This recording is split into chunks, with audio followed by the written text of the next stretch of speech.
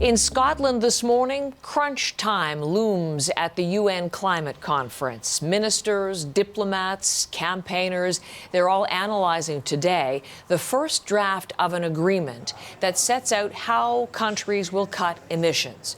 Over the past 10 days, the talks have seen a number of major pledges, but the question now is, can the delegations close the gap between long-term targets and short-term action? Let's turn to CBC's senior meteorologist, Johanna Wagstaff, part of our CBC News team. They're covering the summit live in Glasgow. Great to see you again, Joe. Thank you for what we're going to learn from you today.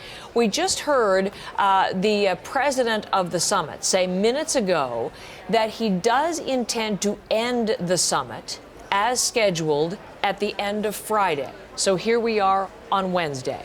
The pressure is on, and we just have an early draft. Tell us about it and how it's being received there.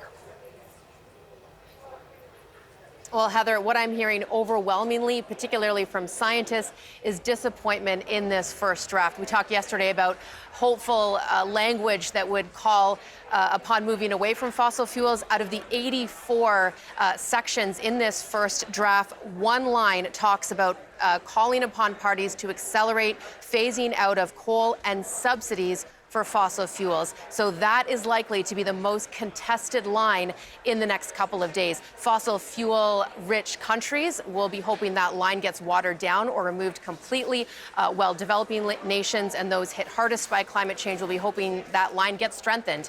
But the COP26 president did speak about this first draft earlier today. Take a listen. We are making progress at COP26, but we still have a mountain to climb over the next few days. And what has been collectively committed to goes some way, but certainly not all the way, to keeping 1.5 within reach. The gap in ambition has narrowed.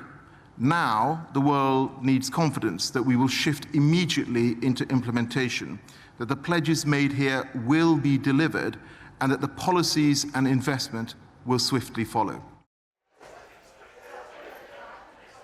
Heather, it's amazing over the next couple of days how much scrutiny will take place over individual words. Things like urged will be changed to suggested, perhaps, or encouraged will be changed to demanded. Single words will mean everything in the next couple of days, Heather. And you're right, the deadline is now Friday night. Paris went through to Saturday, but as we're just hearing today, that will not be the case this time. Okay.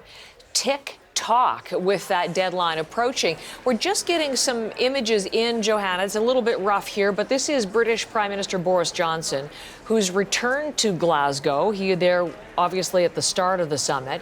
Criticized for flying in initially. He's taken the train, Johanna, and there he is getting off the train and making his way ultimately to where you are, which is inside the green zone where the leaders gather and where plenty of ideas are doubtless being put forward. We talk about him on the train. That's kind of in keeping with what else is on the agenda there today. Yes, you're right, Heather. Very fitting and I think purposeful that he took the train on Transport Day. That is the big theme today. And I am coming to you from essentially the trade show section of COP26. And I cannot tell you what a different vibe it is in here when compared to the corporate negotiations happening in the blue zone, not free to all. But let me show you around. This is where nature-based solutions being shared, ways to incorporate nature into cities, reimagining coastlines. This is where the grassroots organizations talk about reimagining systems, reimagining the way we build our food. And it's not just big businesses thinking about how to monitor climate change and how to integrate the different power systems. Glasgow itself, or Scotland, I should say, has reimagined their power systems, moving away from coal to hydro, wind, and solar just in the past 6 years since Paris. So a lot of exciting ideas being shared. Behind me is Hitachi, one of the big innovators out of Japan, and they're highlighting their prototype vehicle where the electrical engines are actually in the four wheels, meaning you've got much more space to do whatever you want inside a potential an autonomous car, and Heather, that's expected to go to market in the next year. So basically two different conversations happening, the excitement of these ideas and the pressure of the final 3 days left in the negotiations room. So great to have you there for all of it. Thank you so much, Johanna Wagstaff from Glasgow Live this morning.